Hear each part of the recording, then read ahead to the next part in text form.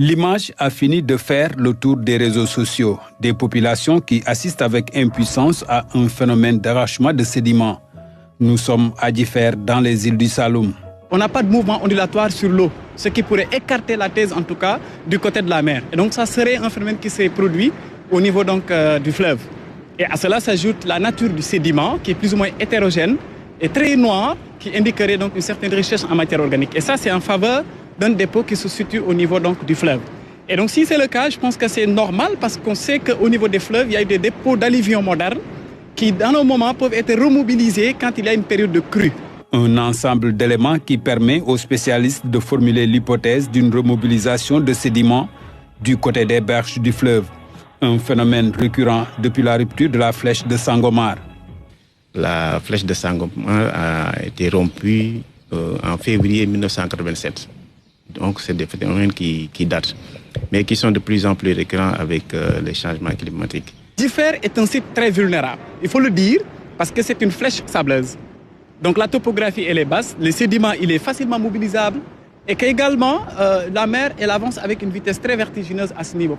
Une avancée rapide de la mer occasionnée par l'accélération de phénomènes tels que les courants marins et les houles. Face à une flèche vulnérable, les conséquences sont énormes. Il y a eu des périodes pendant lesquelles l'énergie de la mer est en faveur d'un départ de sédiments vers le large. Il y a également des périodes pendant lesquelles l'énergie est en faveur d'une accumulation. Et si on fait le cumul des phénomènes d'accumulation et d'érosion sur le long terme, et qu'on se rend compte que vraiment les phénomènes d'érosion dominent les phénomènes d'accumulation, dans ce cas, on parle d'une érosion. Maintenant, cette érosion naturelle peut être renforcée par les activités de l'homme et également le changement climatique. De tels phénomènes vont augmenter à l'avenir selon les spécialistes. Djifer, comme d'autres îles du Saloum, est menacé par l'érosion côtière. Il faut donc des solutions urgentes. Même, il y a la méthode de retrait, c'est-à-dire qui consiste à retirer les personnes et les biens qui sont menacés ou déjà affectés.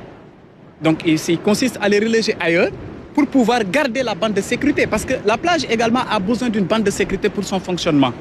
Et donc, quand cette bande de sécurité est perdue, mais naturellement, le déferlement se fera directement sur les ouvrages ou sur les biens. Dans le PASPE, dans le projet d'appui scientifique au plan national d'adaptation, il est indiqué que dans la zone du delta du Saloum, par exemple, il va falloir faire un recul d'à peu près 300 mètres d'ici 2050 pour protéger les populations. Au-delà du recul ou du retrait des populations, d'autres méthodes sont aussi préconisées. C'est le cas du rechargement des cordons littoraux.